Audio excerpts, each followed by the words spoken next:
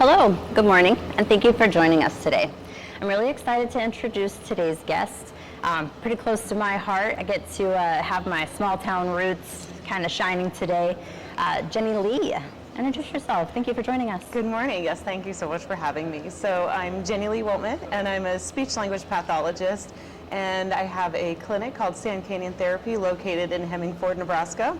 I serve a lot of different patients, and ones that are near and dear to my heart are my neurodivergent patients, which is kind of like ASD, ADHD.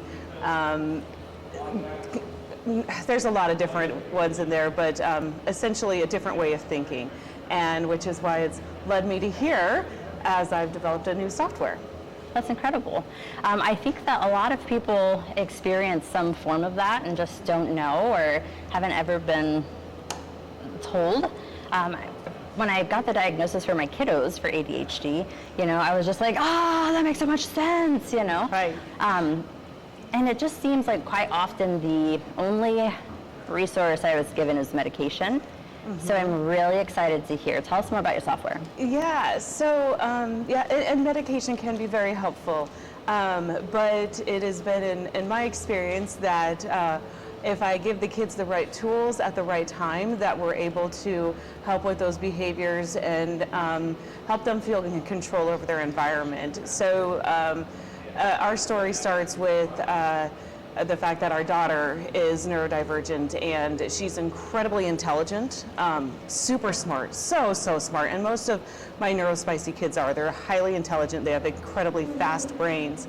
And with that also comes really fast emotions. So she'll be getting ready to do something and have extreme anxiety because she's not able to pre-plan and really break that task down. So let's say if I wanted my daughter to clean her room, just telling her to do that is such a big task because she's thinking of the whole aftermath, right? Like what it's supposed to look like.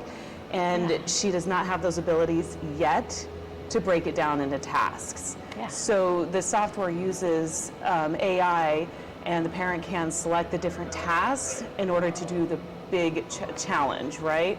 And so I'll send her a challenge, and it already has all the tasks even broke down into it, and my daughter accepts it, and then each time that she does one of those little tasks, it does this huge confetti, right? Oh, so awesome. it does this gamification part, which really helps with that dopamine and serotonin rush to keep her highly motivated to finish the rest of it. Yeah. And she feels so much more accomplished because she just did little tasks to get to that big one. Yeah, that's incredible.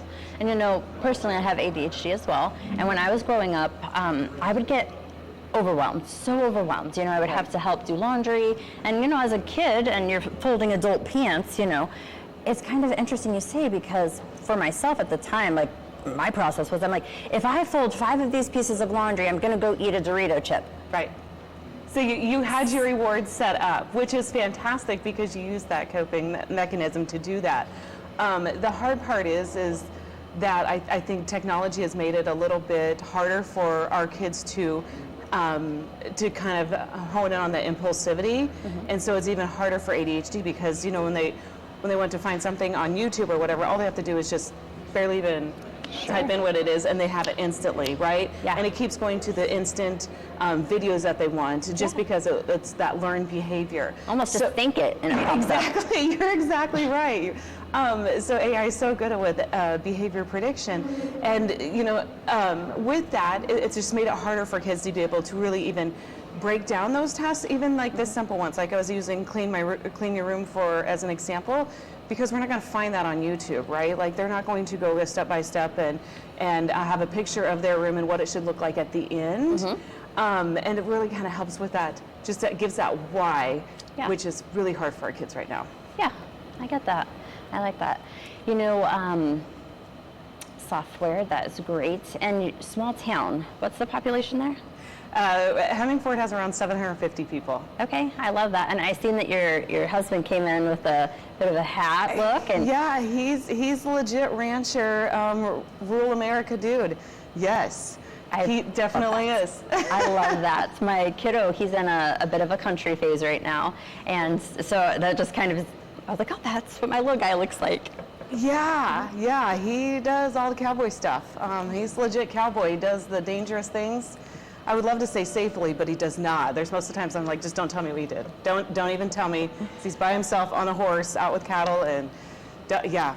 Oh, that's great. That's great. Don't need to know those things. That is great. Yes, my kiddo, my husband did take him out to I wouldn't say ranch, but a little farm and a trainer, and same idea. He was just starting to get introduced to the horses, and he's just so excited to start doing that type of work.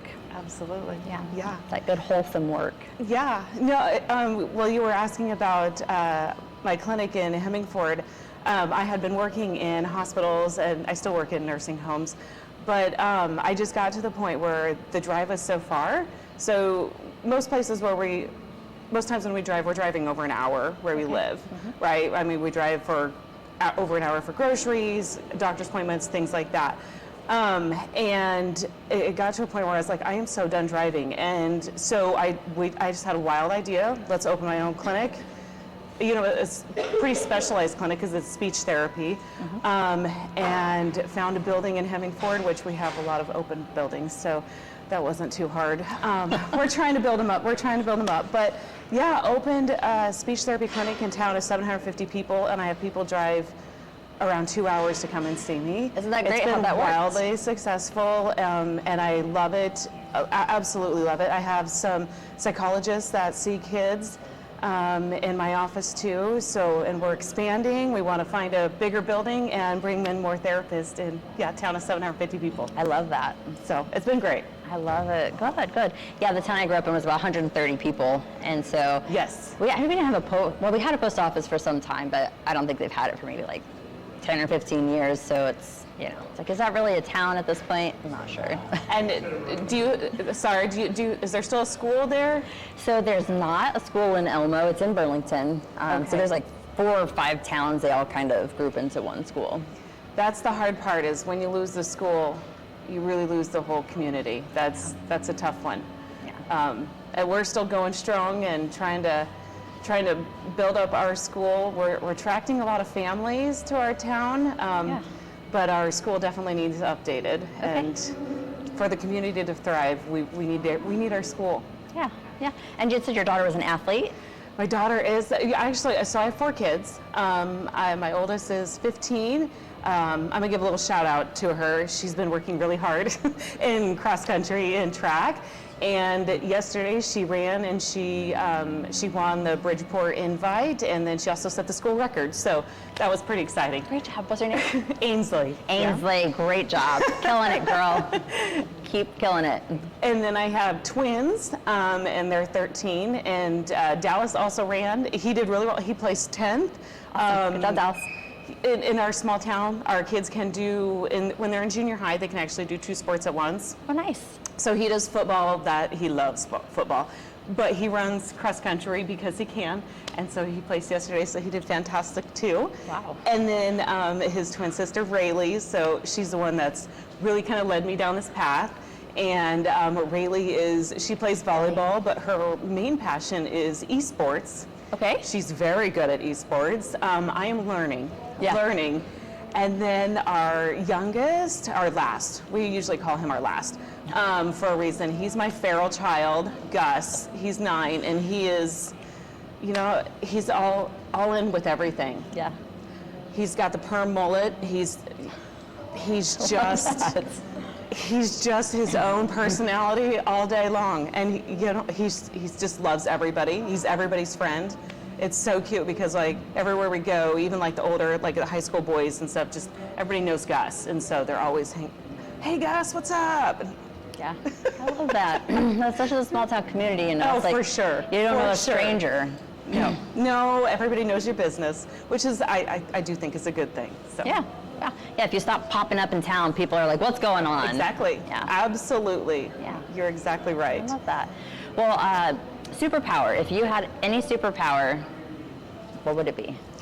It's funny. So my superpower is the fact that I have lack of time awareness. Okay. Odd, right?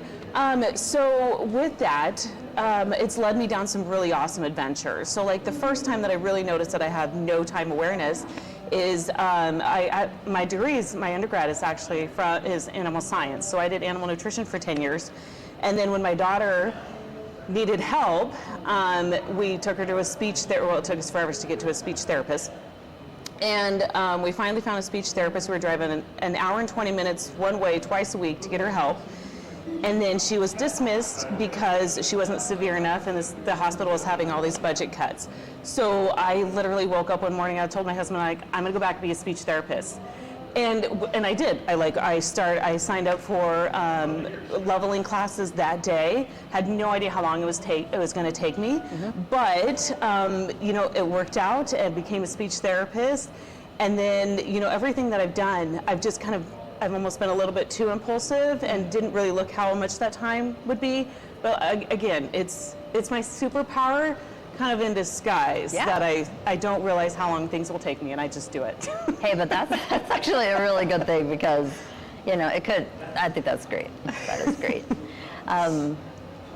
Thinking about something you had just said with my kiddo, it took me a really long time to get her a diagnosis. Right. And there was a lot of therapy and a lot of different things, and it was the most frustrating piece was because at that time I had the diagnosis for my son and myself, and so I just wanted to shake these people. The tools that they were using was this what is it? It's a guide where it's are they climbing on stuff? Are they this or that? And I'm like, right. My 16-year-old kid is not stealing glue. She's not a baby. Diagnosis is definitely hard, especially because everybody is so different, right? And the other part so diagnosis is hard, but then also finding the community. But the hard part is that 20% of kids today are considered neurodivergent, which is an insane amount. That's 1 in 5. Wow. But the hard part is not to say anything bad about the schools, but the schools aren't usually going to do that diagnosis because they are not impacted academically according to the actual assessments that we give, which is odd, right? So you think about it in the schools, when we assess a kid, we are one-on-one, right? Which kids, especially with ADHD, do just fine. If we're working one-on-one and we're challenging just that one kid, they're getting one-on-one instruction, they're going to ace this test like nobody's business because they're highly intelligent kids. Yeah. But that's not the same thing as them being in a room with 20 other kids. And you hear one pencil tapping. Exactly. And you hear... Yes. But we don't get a test that way. We can use our professional judgment, but when you go back to the actual assessments, they're not being impacted academically. Yeah.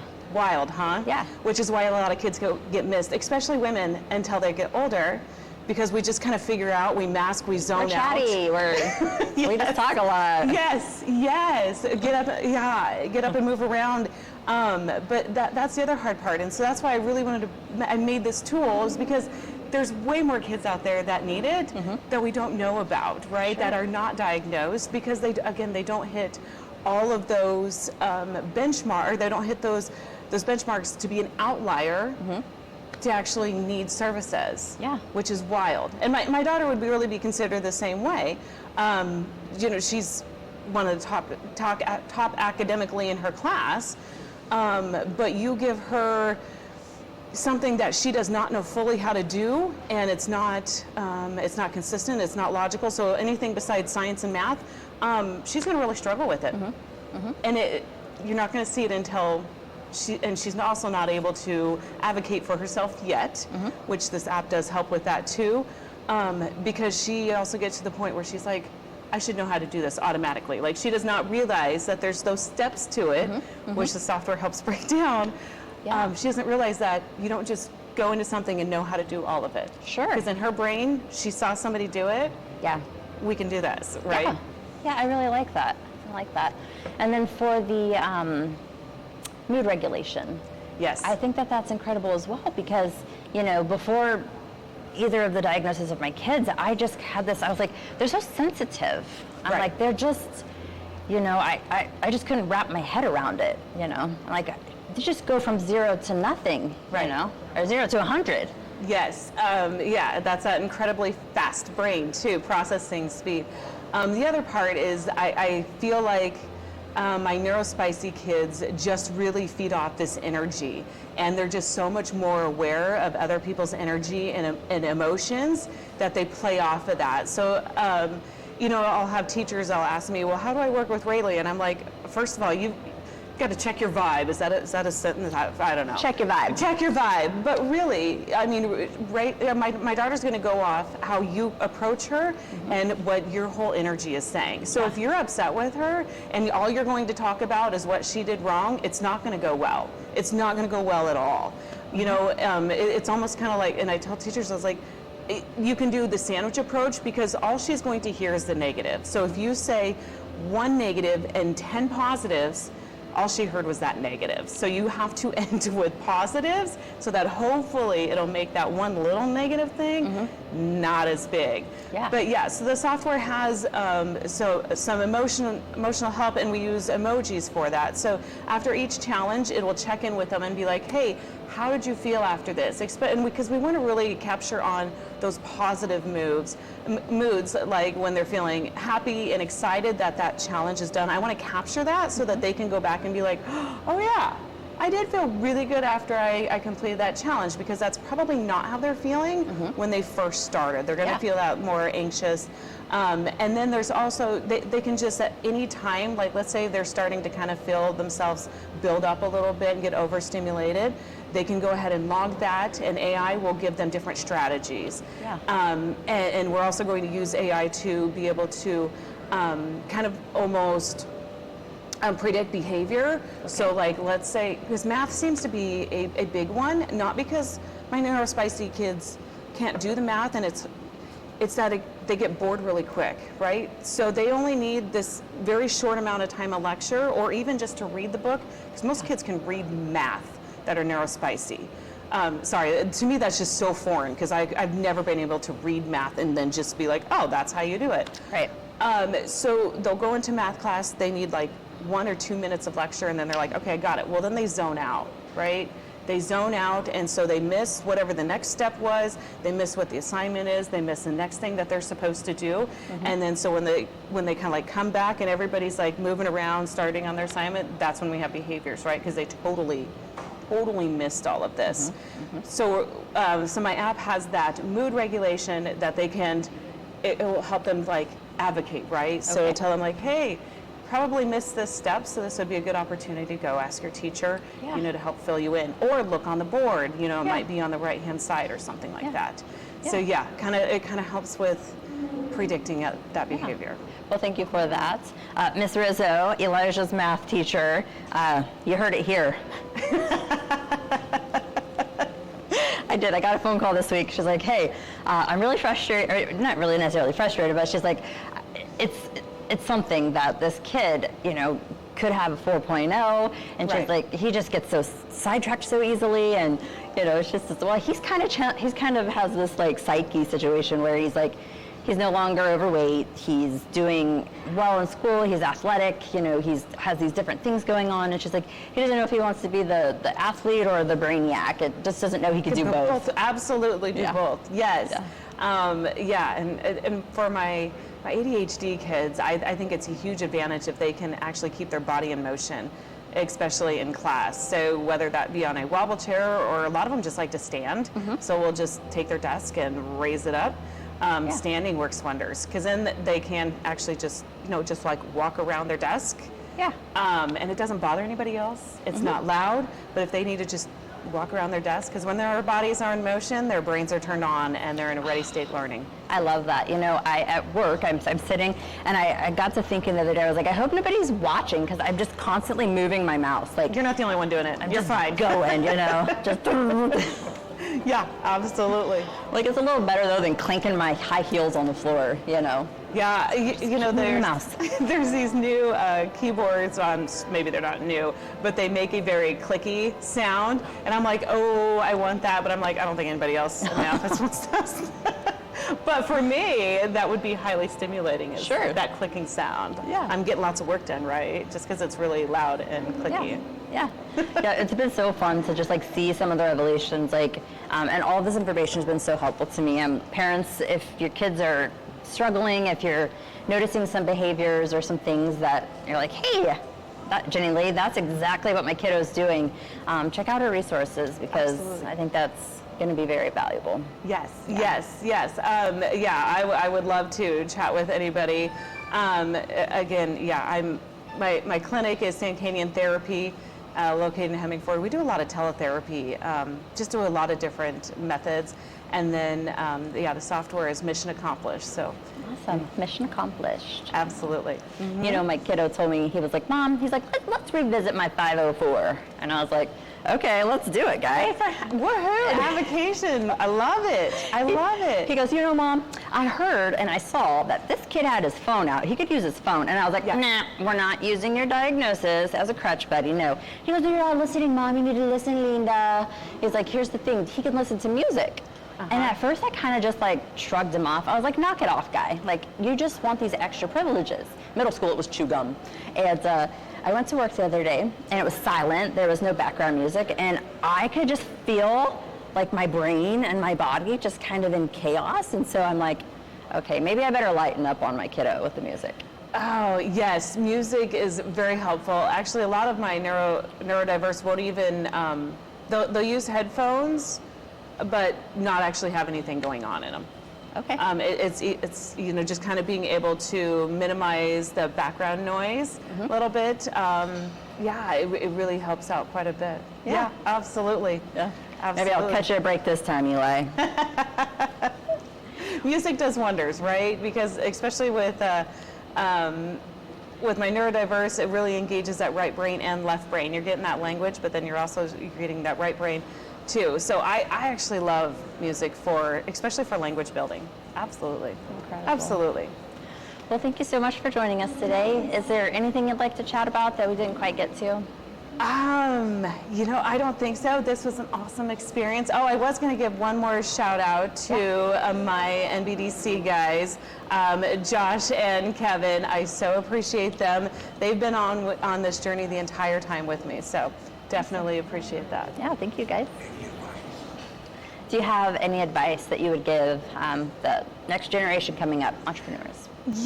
Mine is just to go for it, because I spent a lot of my time being afraid that, I'm not in that space. I didn't grow up doing that. I didn't go to school for that, so I can't do that. Because obviously I did not go to school for software development or anything like that.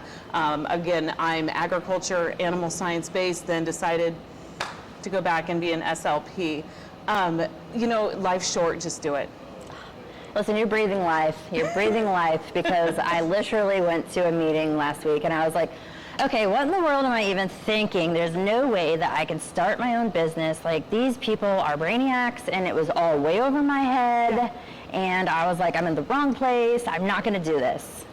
And I was praying about it, and I was like, I'm just not going to do this. So you are speaking life into me this morning. And I tell my Neuro-Spicy kids, like, think about what is the worst thing that could happen. Because as soon as you get to that obstacle and you think of, okay, this is the absolute worst that could happen, then it's really not that big of a deal. Like, oh well, we'll find a different path. It's also a great problem-solving skill, right? Like, okay, this is the worst that could happen, and then we'll figure it out from there. Yeah, usually it's always better than we expect. Yeah, absolutely. Absolutely. There's a reason that you were led to that, so.